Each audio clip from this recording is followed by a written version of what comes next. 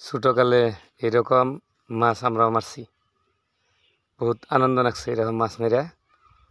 তো দেখা স্মৃতি হিসেবে পোলাহানের এটা রেখে দিলাম ভিডিওটা।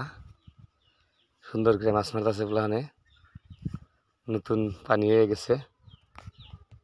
তো পানির মধ্যে পুঁটি তার কিনা যা বাজে আর কি পোলাহানে মারতাছে।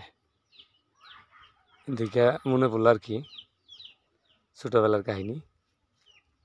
আমরা কলার পেট্রোল দিয়া, কলা গাছের পাতা দিয়া লম্বা করে দড়ি বানায় টাইনে টাইনে আমরা মাছ মারছি।